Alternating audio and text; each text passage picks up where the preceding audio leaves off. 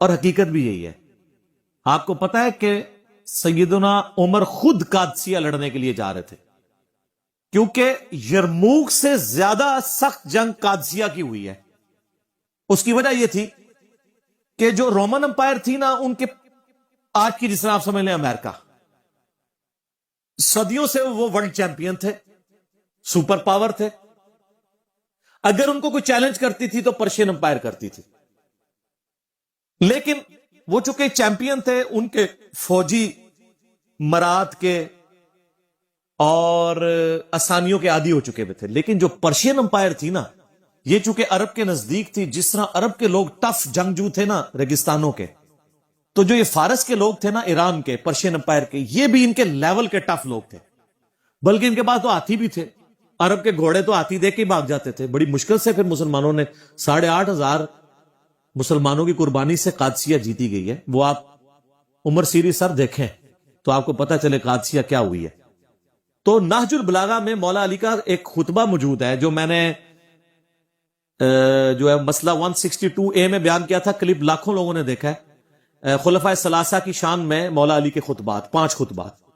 ان میں سے اب یہ شیعہ کی کتاب کے اندر خطبہ موجود ہے. سنی تو ویسے ہی مانتے ہیں کہ حضرت عمر نے مشورہ لیا کہ میں قادسیہ کے لیے خود جانا چاہتا ہوں، بڑی جنگ ہے، میں خود لیڈ کروں. لیڈ کرنے سے یہ ہوتا ہے کہ پھر وہ نچلے لوگوں کا مورائل بلند ہوتا ہے. تو حضرت علی نے آ کے ان کو سمجھایا. وہ بڑے زبردست الفاظ ہیں، ورڈ بائی ورڈ میں نے اس میں پڑھے نہج البلاغہ سے. وہ کہتے ہیں کہ تم جو نا اس وقت مسلمانوں کی، جس کو ہم وہ کہتے ہیں نا، وہ قلعہ ہو، یعنی جب کسی جانور کو بھاگنے سے بچانا ہونا تو اس کو ایک قلعے کے ساتھ باندھا جاتا ہے. وہ سینٹر ہوتا ہے. قلعہ قائم ہے تو جانور قائم ہے، قلعہ اکھڑ گیا تو گیا. تو ان کا تم مسلمانوں کا اس وقت سینٹر ہو. اگر تم مارے گئے تو پیچھے مسلمانوں کی جمعیت بکھر جائے گی.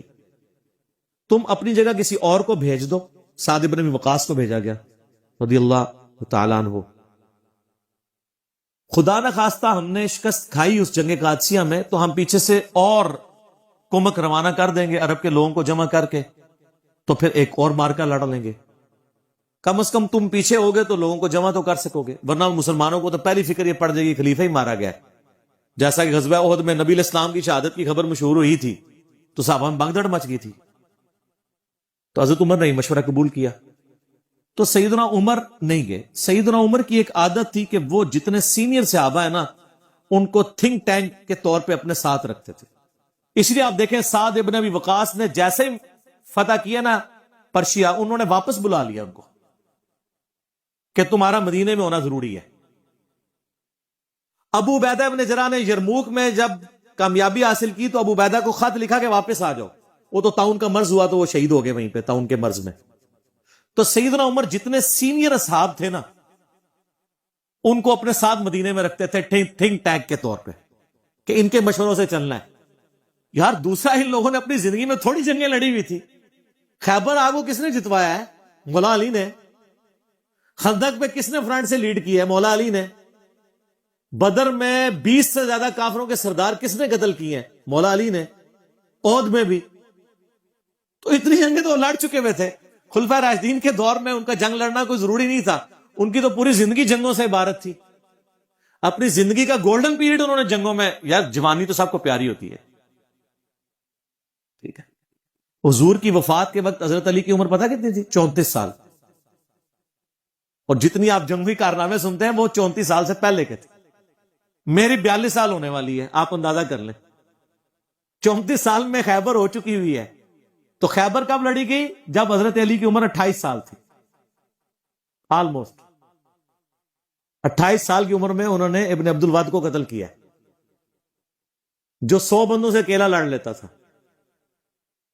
مرہم کو قتل کیا ہے خیبر میں، ابن عبد الواد کو خندق میں، اور خندق تو اس سے بھی پہلے ہوئی ہوئی ہے.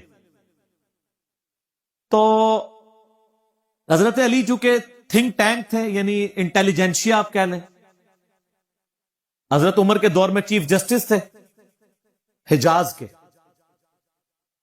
کوفے کے چیف جسٹس ابن مسعود، شام کے چیف جسٹس ابو درداء، اور مدینہ میں چیف جسٹس مولا علی. تو وہ تو ایک مین پوسٹ کے اوپر تھے، اس لیے جنگیں نہیں لڑی. اب رہ گیا کہ وہ بعد میں جنگ جمل صفین نہروان کے لیے کیوں چلے گئے؟ وہ اس لیے چلے گئے کہ اس وقت مسلمانوں میں ہی دو گروہ بن گئے تھے، حق ایمبیگوس ہو گیا تھا، مبہم ہو گیا تھا. اس کے لیے ضروری تھا کہ حضرت علی خود میدان جنگ میں اترتے، تاکہ لوگوں کو یقین آ جاتا کہ اگر حضرت علی باغیوں کے خلاف قتال کر رہے ہیں جنگ جمل صفین اور نہروان میں، تو یہ قتال حق پہ مبنی ہے. کسی کو بھیجتے تو لوگوں نے کہنا تھا یار ادھر سے تو حضرت عائشہ اور طلحہ اور زبیر آ گئے ہیں رضی اللہ عنہم اجمعین وعلیہم السلام اجمعین، ادھر سے عمار بن یاسر چلے جاتے تو لوگوں نے کہنا تھا یار وہاں تو حضور کی بیوی ہیں، اتنے جیے صحابہ ہیں، چلے عمار بن یاسر سیدہ عائشہ کے علاوہ باقیوں سے تو تگڑے تھے لیکن مولا علی خود جاتے تو پھر اس میں، ورنہ تو جنگ جمل ہار جانی تھی انہوں نے اگر حضرت علی خود نہ جاتے. عبداللہ ابن سلام ویسے گھوڑے کے آگے آگے کھڑے ہو گئے تھے، کہا تھا امیر المومنین آپ کو مدینہ نہیں چھوڑنا چاہیے، مجھے خطرہ ہے آپ مدینے سے نکل گئے پھر قیامت تک دارالخلافہ مسلمانوں کا مدینہ نہیں بنے گا.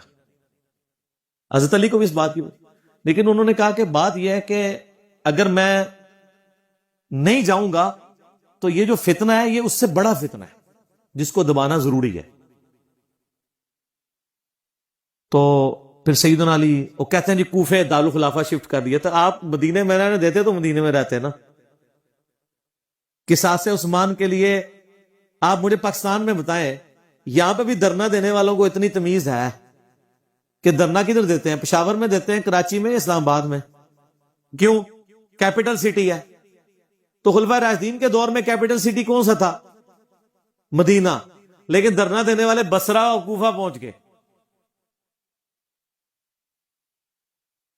1000 کلومیٹر دور، کہ ہم خود بدلہ لیں گے، قانون کو ہاتھ میں لیں گے. تو پھر حضرت علی کی مجبوری تھی کہ آپ بھی ادھر چلے جاتے.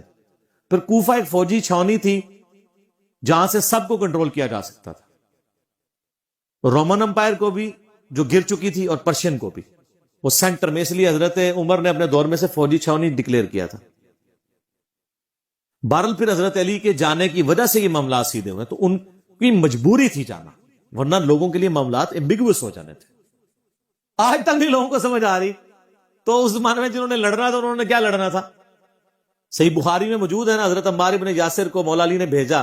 بخاری کے الفاظ ہیں، وہ ممبر کی نچلی سیڑھی پہ بیٹھے اور حسن ابن علی کو اوپر والی سیڑھی پہ رکھا تاکہ سب لوگ دیکھ لیں جنتی نوجوانوں کا سردار بیٹھا ہوا ہے، مولا علی کا بچہ. اور کہا لوگو اللہ نے تمہیں آزمایا ہے، ایک طرف دنیا اور آخرت میں تمہارے نبی کی بیوی ہیں، رسپیکٹ کم نہیں کی، آخرت جنت میں بھی عائشہ حضور کی بیوی ہیں، لیکن اللہ نے تمہیں آزمایا ہے کہ تم عائشہ کی اطاعت کرتے ہو یا اللہ کی اطاعت کرتے ہو، کیونکہ اولو الامر منکم اس وقت مولا علی ہیں اور ان کی اطاعت اللہ کی اطاعت ہے. اطیعوا اللہ واطیعوا الرسول واولی الامر منکم. تو جب یہ سینیریو، اس وقت مولا علی کی مجبوری تھی وہاں سے نکلنا. اور آپ دیکھیں انہوں نے بعد میں پھر کوئی ان کے ساتھ زیادتی بھی نہیں کی. جمل میں جو دوسری طرف سے مرے ان کے جنازے بھی پڑھائے ہیں، ان کی عورتوں کو لونڈیاں نہیں بنایا، خود سیدہ عائشہ کو عزت اور احترام کے ساتھ وہاں سے رخصت کیا ہے. ٹھیک ہے. تو یہ کہنا کہ حضرت علی نے جنگیں نہیں لڑی ہیں، حضرت علی نے تو آپ کو سپر پاور بنوایا ہے. ٹھیک ہے.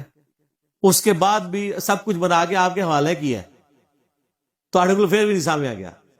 اور جب برا وقت آیا پھر بھی حضرت علی کے گاٹے فٹ ہوا ہے اور الٹیمیٹلی ان کو بھی شہید کر دیا گیا. میں اس سوال کے جواب کے اینڈ پہ وہ حدیث بیان کروں گا جو المستدرک للحاکم میں موجود ہے، سنن نسائی الکبریٰ کے اندر موجود ہے. میں نے اپنے ریسرچ پیپر میں بھی ڈالی ہے کربلا والے، کہ نبی صلی اللہ علیہ وآلہ وسلم نے فرمایا اے علی تیری مثال میری امت میں قوم سمود کی اونٹنی کی سی ہے. جس طرح قوم سمود نے صالح علیہ السلام کی اونٹنی کو قتل کیا تھا تو اللہ کا عذاب آ گیا تھا. اگلے زمانوں میں سب سے بڑا بدبخت وہ تھا جس نے اونٹنی کو قتل کیا، اور میری امت کا سب سے بڑا بدبخت وہ ہوگا جو اے علی تجھے قتل کرے گا اور تیری داڑھی کو تیرے سر کے خون سے رنگ دے گا.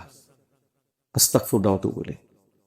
تو مولا علی کی شہادت کے بعد جس طرح قوم سمود کی اونٹنی مری تھی تو قوم سمود پہ عذاب آیا تھا، حضرت علی کی شہادت کے بعد بھی امت پہ عذاب آیا کہ آج تک دوبارہ اسلامی نظام قائم ہی نہیں ہو سکا.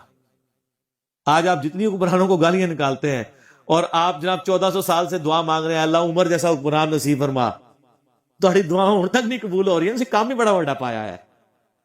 بہت بڑا جرم آپ نے کیا ہوا ہے. تو لیکن اب آپ دیکھیں تبدیلی آ رہی ہے. اب لوگوں کو یہ پتہ لگنا شروع ہو گیا کہ واقعی یار کام ڈالا ہے.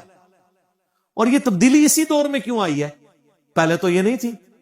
اب یعنی بچہ جو ہے وہ جمل صفین نہروان ڈسکس کر رہا ہے. ہمارے تو ابوں کے علماء کو بھی نہیں تھی پتا. کیوں؟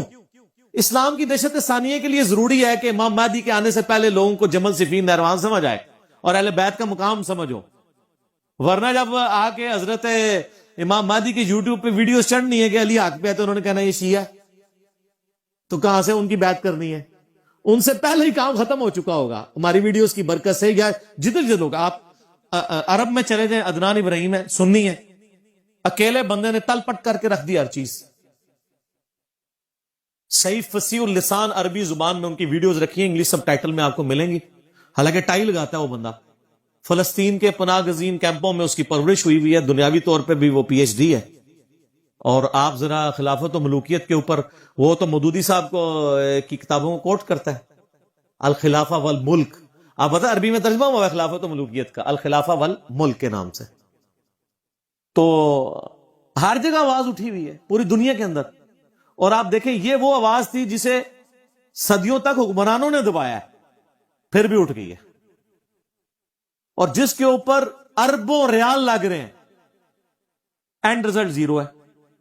نیگیٹو ہے، بلکہ زیرو نہیں ہے، نیگیٹو ہے. جب بھی وہ پاک چھوڑتے ہیں تو ادھر سے ہم اس کو پکڑ لیتے ہیں. ٹھیک ہو گیا.